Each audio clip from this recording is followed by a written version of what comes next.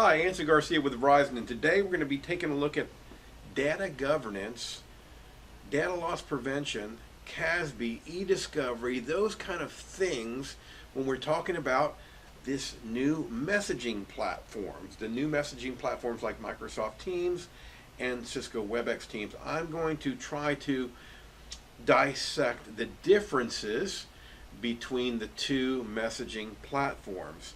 And in unified communications, for the longest time, we really didn't have to grapple with any data loss prevention, e-discovery, CASB, these kind of things, because if you think about it, let's say a Skype to Skype message or a Jabber to Jabber message, those things were instantaneously transmitted, and we were worried about encryption and things like that and safely transmitting things from one client to the other. But we really, there was, if we did a file transfer, same thing. It went from one PC to another PC. And as long as the other IT security folks were taking care of data governance on their PCs, as you see, guys, we really didn't have to grapple with it that much. Now, there's some voicemail, and some things like that that we had to grapple with a little bit, but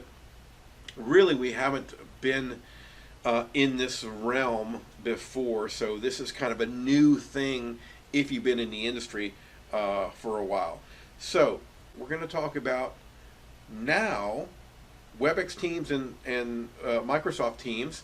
We're transferring data. When we transfer a message from one client to another in a group or a space or a channel or whatever, we're not just sending it from one PC to another PC. We're not just sending it in a group space to other people. We're actually storing information. Remember, this is persistent stuff now.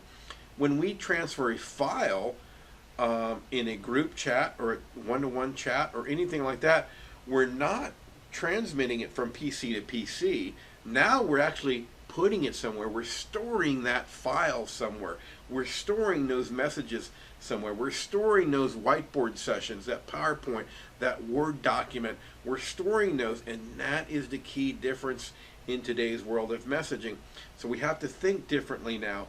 Things like GDPR, data loss prevention, data governance, DLP, data loss prevention, e-discovery. These are things that we need to become familiar with and we need to know about so we can talk to our customers with. And if you're a customer listening to this and evaluating these things, this will help you too, because what I'm going to lay out is just a top level architecture of how Cisco is going about it and how Microsoft's going about it. So let's go take a look at the whiteboard, and I'll explain things a little bit further in an executive summary, and then we'll get into the recording and I'll kind of flush it out a little bit more. Okay, real quick on the differences between the old world, Jabber IM, Skype for Business, and things like that, in this new world of Microsoft Teams, WebEx Teams. So the main difference, as I said or explained before, when you had these two clients, say we had two clients and maybe they were running Jabber here and Jabber, and you had some enterprise. When the two clients on, and let's say these were on PCs here, so let me draw my PC.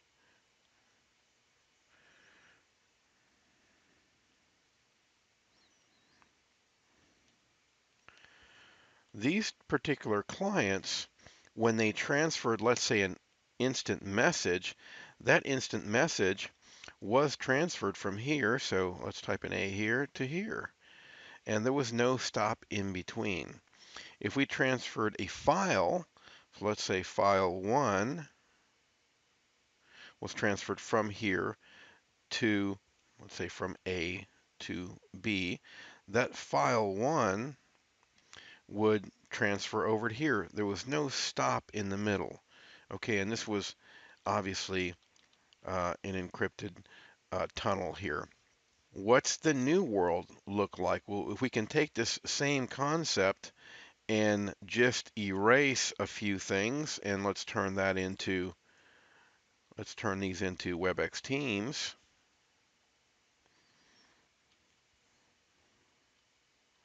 WebEx Teams, WebEx Teams. And when we would have a instant message, in this case business messaging, there's actually a cloud platform up here, be it Microsoft Teams or Cisco Webex Teams, it doesn't matter. There's a stopping point up here. So if we type an A here in a space or a channel, that A is actually cataloged up here, and then that A shows up on the space or the one-to-one message or whatever channel on B. Similarly, files, if I send a file 1 from PCA on the left, that file is not transmitted directly to here. It's stored up here somewhere. So we have the file 1 here, and then this guy has access to the file 1 as well. But this is the main difference. When you electronically store things somewhere, the complete game changes as far as security. And when I'm saying security, I'm talking data governance, data loss prevention, eDiscovery, CASB, all those acronyms and things that happen with electronic data at rest. So let's take a look at the presentation. So let's go through these two architecture documents real quick. Let me pull them up here. I'm playing with this slide. This is not. This is one of my very few original slides. I rip off a lot of them, but I just couldn't find anything that kind of drove home the points that I was kind of researching. So I kind of got along the left here. I got this identity policy, and then kind of down this way are things around that, and then I have security and compliance, and then teams and services, down here, and then microservices here. Okay, so on the first lane on top here, we're going to kind of go over the Microsoft stuff first. On identity and policy, we certainly have, remember the way all of Office 365 runs is it runs on Azure Active Directory. That's a AD in the cloud. It lives in Azure. It's the servers are instantiated when you create your tenant, when you order service. So all those things kind of get created automatically. And like any Active Directory, we have groups, we have role-based access control, we have single sign-on, obviously. They got as part of that multi-factor authentication. They got these things, dynamic groups, which I'll talk about. And can you hook it to your on-prem Active Directory? Absolutely. There's Directory Sync that that helps people if they have a on-prem Active Directory kind of sync to the cloud and then move to the cloud eventually is what they want you to do. But you don't have to. You can keep control of your own Active Directory and just kind of sync all these things to the cloud. The thing is, with any SaaS service, you have to sync no matter what it is. I don't know, it's ServiceNow, Salesforce, whatever. They have a directory. So your user needs to exist in that directory. Cisco Webex Teams, same thing.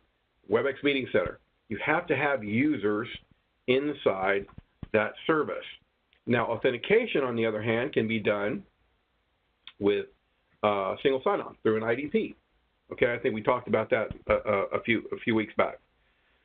And then, do we support other SSO providers? Yes, Microsoft supports other SSO providers. So if you didn't want to use Azure's IDP, which they have built in, you can use, Ping Identity or something like that. So that's kind of the identity and policy piece.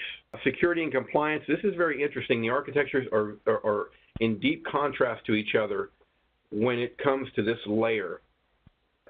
We definitely, as part of this, we have forensic investigation. And the reason I put that here is these things are built in. These are meat and taters for Office 365. They've always had enterprise content management, with OneDrive and SharePoint, document management, all that stuff. So they've always needed some mechanism for data loss prevention, data governance, content analysis, labeling.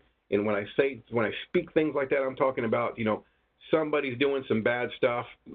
Somebody's putting some CP&I information, account numbers or something in SharePoint or as part of your messaging or in files, and we want to be able to dig, and look at all that stuff and do some deep content analysis, right, on that, and say, oh, Cheyenne is putting some social security numbers in files, and those are being shared around, or they're on SharePoint somewhere, or they're, they got transmitted over Jabber, in a file transfer or something like that.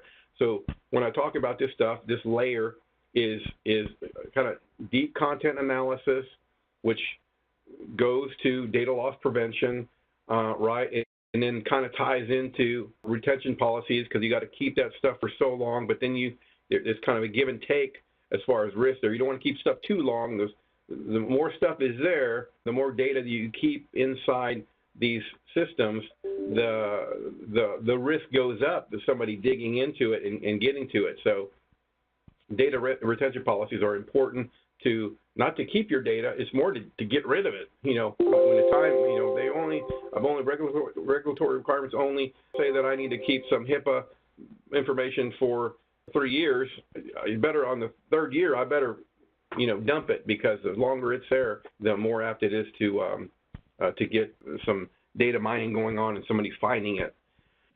And I put these things over here. So again, this is built in to Office 365 and Microsoft Teams. They have this elaborate, templates. If I'm a healthcare provider, I can just pick off the shelf, oh, I need HIPAA compliance, and I can plug that into my Microsoft Teams, and everything's done for me. Data retention policies, deep content analysis, data loss prevention, labeling, anything medical terms, any particular doctors in the doctors group. If they have a medical term in there, oh, I need to flag that, I need to label, I need to paint it red, and I need to keep that for 3 years, and make sure it's encrypted, and make sure it doesn't get shared outside the company, and make sure someone doesn't attach it as a file and go somewhere. I mean, there's all kind of widgetry that goes on within this layer. I'm very impressed, to say the least, on what's going on here and what Microsoft has going on here. If I need PCI DSS compliance, I can take that template off the shelf and plug it into my Microsoft Teams, and bingo, I'm good. All those policies get, and then I can come back and do forensic investigation after the fact. So if I have some investigatory legal team that says, hey, something leaked, or we need to see what Anson is doing here because we think he's doing some bad stuff, I can go into this reporting engine and say, I need everything was done by Anson. Emails, Microsoft Teams messages and channels and chats, and any files that he put up there, I need all that. Give it to me now and give me a report. And not only give me the report, if I click, a file that he shared, I want that PowerPoint presentation to come up, or that Excel file to come up. So very powerful stuff here at this layer. And it's something, again, to be cognizant of when you're talking to somebody that is looking at Microsoft Teams also. Don't avoid it, because there's good with a lot of nerd knobs, very good. There's also a bad part of it also. I'll tell you that in a second.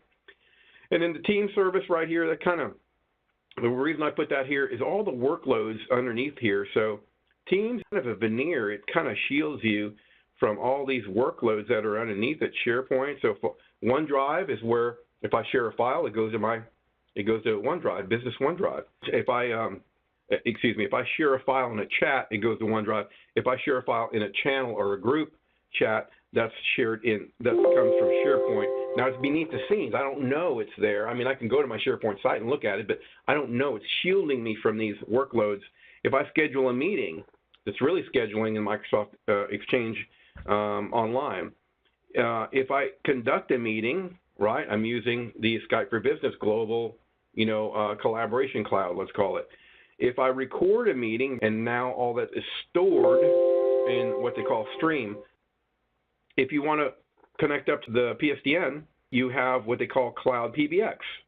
So that's a product name. I want, that's an additional cost. I go say, oh, my Microsoft Teams, I want Cloud PBX. That gives me PBX features, call queuing, groups, all those things that we would find in Call Manager. I shouldn't say that because there's not nearly the feature richness in CUCM or UCAS, So it's very light in that respect.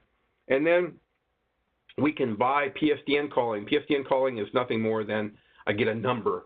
I can get a number. It's over 90 countries now. I mean, they're all over the world, so I can get local numbers, anywhere 800 numbers and things like that. So pretty fleshed out, as far as globalization, as far as PSTN connectivity. I can also, they have this thing, and this is what I missed, they have this thing called direct routing, and that's where if I want to buy my SIP trunks from Verizon, I can also do a SIP trunk into here. I still have all these cloud services. I still have only the features that I have inside my cloud PBX, but I can connect up other providers around the world. So what's the Cisco Webex Teams approach? Well, do we still have a database up in the cloud? Yes, we still have a database up in the cloud. Can we use Active Directory? Sure, we can. Can we use SSO providers like Azure AD or something like? Sure, or Ping Identity or something like that. Sure, we can do that. So we have all that feature functionality there. So we're pretty good there. We're pretty the same.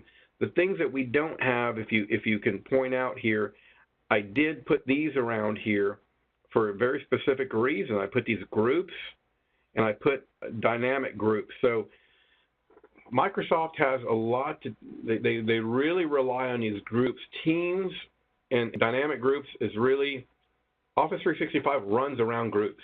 Anybody that knows Office 365, groups is one of their main things. And the reason that is because you can, let's say I only want certain people to have Microsoft Teams.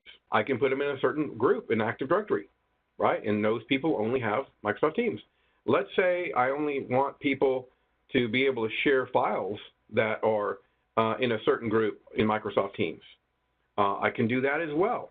Let's say I want all my engineering team, if anybody gets hired that's engineering, I want them to be automatically, when they bring up teams, they're going to have certain teams and channels in there that are part of the engineering. So they don't have to go subscribe. They don't have to go look for, for teams to join or channels to join. They're just automatically in these teams and channels as part of these team, messaging work groups. So those are the kind of things that are in there.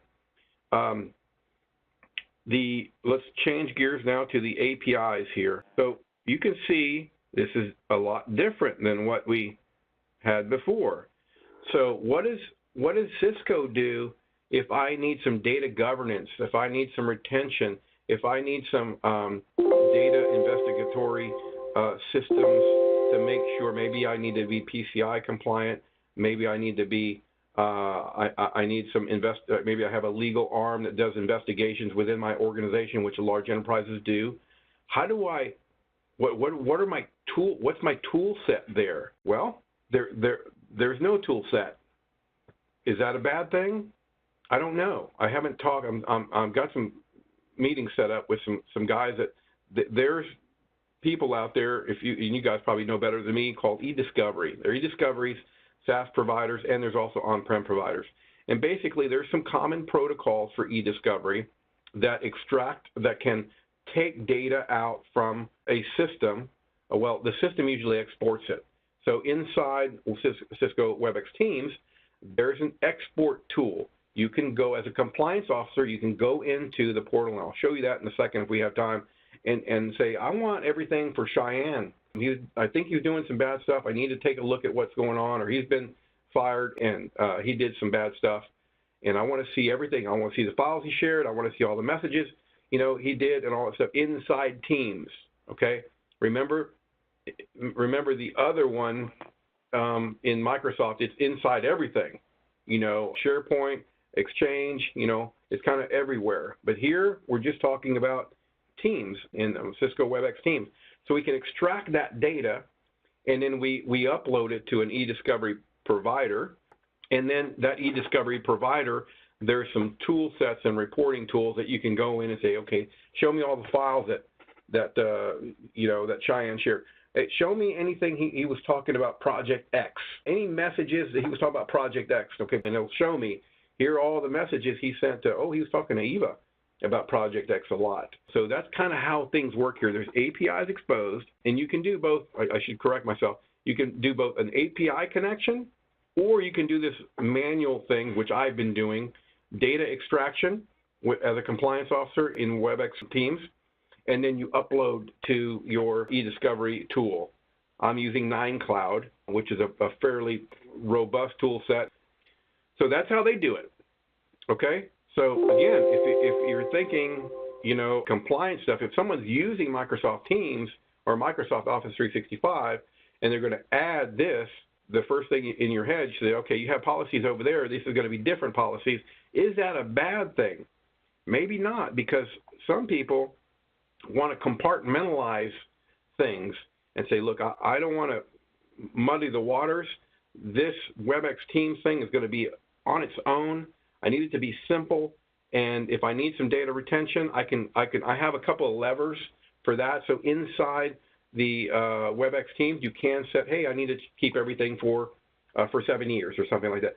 But as I said before, with groups over there in Microsoft, this is an org-wide. So the reason I put org-wide here is I have one setting. Okay, I get this big Fisher-Price lever, and I can do 7 years or 3 years or whatever, as opposed to in the Microsoft world, you can say, hey, for Cheyenne and Eva on my legal team, and I need things, you know, legally, I needed to go away in 2 years. So data retention for them, 2 years.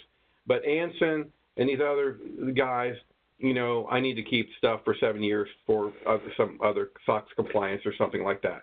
So you can get very granular, is what I'm saying, in the Microsoft world. And in the Cisco world, it's a one setting fits all kind of thing as far as data retention.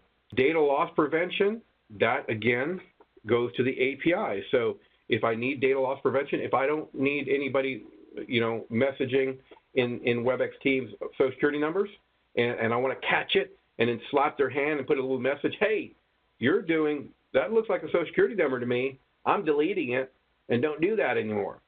Those, again, are APIs to data loss prevention providers, which it just so happens that a lot of eDiscovery people also do data loss prevention.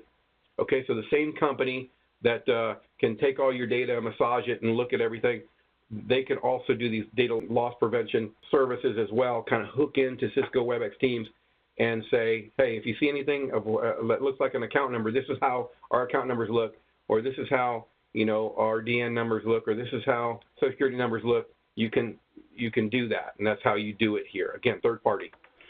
Okay, the team services layer. What's underneath here? Okay, I want to, again, I just want to do it side by side, so to speak, from Microsoft Teams. We have team service and storage.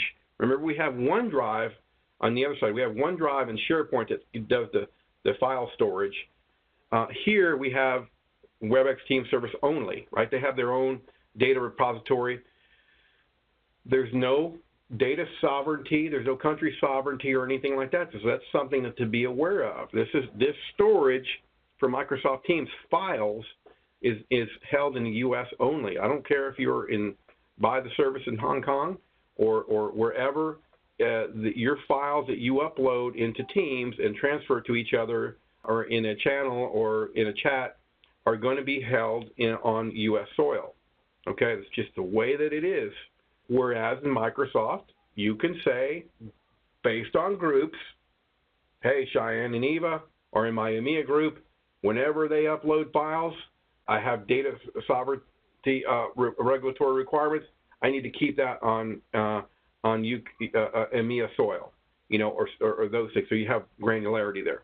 Microsoft meeting scheduling. This is a cross launch. So I think I've done a couple of demos for you guys where I schedule something in Microsoft Teams and it just cross launches Outlook, right? And throws everybody in there that was part of the space. And then I can schedule and use my assistant scheduler and stuff like that. And I don't interrupt the workflow. So this is a positive thing, I think. You don't interrupt the workflow. If I'm used to using Outlook, it makes sense to me to be in Cisco Webex Teams, click something, and then I get a meeting invite that I can send to everybody. That's a very consistent workflow to what I'm used to today. I consider that a positive thing. The meetings, obviously we have meetings, right? Do we have recording? Yeah, the back-end recording. Again, this recording data is U.S. soil only, but we have that as part of the workload inside Teams. Now, you don't have to go outside of it to do recordings. PBX and PSTN, well, hybrid, hosted call. We certainly have that. There's going to be some BroadSoft offering, obviously, right? They're going to be kind of like Microsoft, where they're going to have calling plans or, DID numbers, and you're going to be able to pick them right inside when you purchase the system, and I start configuring my users, I can give them DN numbers right inside Cisco Webex Teams admin portal. And then the workload integration. I'm going to show you this. Can we do workload integrations like OneNote, like Trello, Twitter? Yes. Yes, I have those configured, and we got 5 minutes. If you guys want to stay late, I'll show you that stuff as well. Does that make sense? Do these two slides make sense to you guys? Please comment. Well, Anthony, they make sense to me. I guess going back to the security and compliance components, and I may have missed it, right? You may have covered it. There was a lot there. It was good stuff. I learned a few things. But as far as what we see companies doing, do you see, or do we think that all of these SaaS models, right, these cloud platforms, from the security of compliance perspective, do they want that kind of stuff floating around, those logs and that data, to other SaaS type offerings, to run through that? Or is it something they want to pull down on-prem and store and keep and encrypt and all that good stuff? It looks like, right? Yeah, it looks like to me, again, and I'm not the authority here. I've been researching this for a couple of weeks, so take this with a grain of salt. It looks like to me, and I researched a few of them and looked at their offerings, and they look like each of them have both offerings. They have an on-prem. Here's a server. Here's an appliance. We can put it on your prem, drop it in, and there you go. It runs all the reports. You can do the API hooks to it, and it's going to pull all this information down. You'll be able to do investigations and stuff, on data. Or we have this SaaS offering. You pick. And maybe there's some compliance issues there. Maybe there's regulatory requirements around eDiscovery. I don't know. But what I do know is each of them appeared to have both offerings. Okay. ESI, electronic stored information, and I think stored is the operative word. So there's regulatory requirements around ESI. So there's the Rule 34 as part of ESI, and all this stuff is, and I have it written down for me, is that ESI includes writings, drawings, graphs, charts, photographs, sounds, recordings, images, and other data or data compilations stored in any medium. So the operative word is stored. As soon as you start storing something, security and compliance comes into play. I think that's the beauty sometimes of Jabber, because you kind of fly under the radar. You fly under the radar, Yeah, but this is not just a Cisco problem, right? This is a Microsoft as well. No, again, if we look back, remember what I said in Microsoft, remember all these workloads down here, file storage, SharePoint, Exchange, meetings, recordings, all these workloads they've had for years. Is data stored in these workloads? You bet. So that's why this portion, right here is so robust. They already have it. They have it all because they've been dealing with that for years. Now, when they did something very smart here. When they created Teams, they didn't do like Cisco and built everything underneath new. They just said, we're going to be sharing files? Okay, let's put them there. We're going to be manipulating files and co-authoring files? Okay, let's put them there. We're going to be scheduling meetings? Okay, let's put it there. We're going to be recording stuff that's going to be put somewhere? Well, let's put it there. All this stuff was already, you could take that away. All this stuff was already there to take care of compliance issues and security issues for those workloads beneath it. So as far as this stuff, it's probably the wrong way to say it, but they're way far ahead. They're ahead of the game on all this stuff. Does that make sense? So, in other words, what I'm saying is, no, they do not have the same problem. They don't have the same problem. They've already taken care of that years ago. So, from a Cisco's roadmap standpoint around security and compliance, are you seeing anything positive coming up in the next 6 months? No, Cisco is staying out of this. They just don't.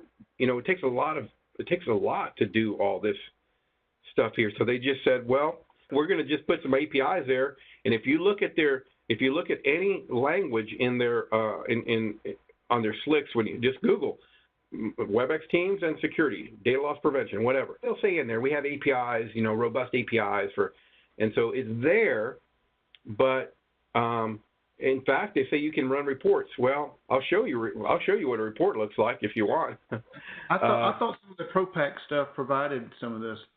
No, sir. Yeah, no, sir. This is basically what you get. Okay, from a Webex Teams standpoint, if you extract data, let's say you extract data for Anson or something like that, what you get is this. Okay, you get a bunch of JSON files. Okay, I'll show you exactly what you get. Here's a report I extracted for Anson Garcia. The last 6 months I wanted to see, or the last month I wanted to see everything. Okay, this is what I get.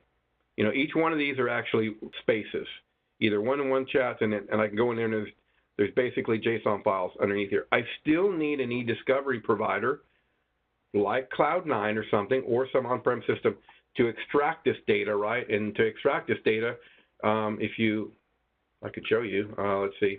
Here's Cloud9, and here's how I can extract this data and make a little bit more sense of it. I can look at documents that Anson has shared.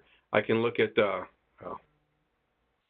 I'll do a whole session on how this stuff works, how we can extract data from Webex Teams, and then you can do someone like Cloud9, and then make sense of it. But it's not anything. You're not going to get any report or something and it says, Anson shared this file, and this file had a social security number in it.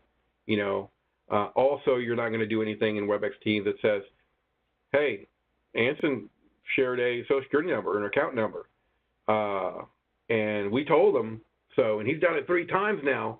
So we need to tell somebody, and we need to send him an automatic email, because these are regulatory requirements that are based on all this stuff. Again, Microsoft does it all inside, and then eDiscovery people are the ones that kind of do it when you expose APIs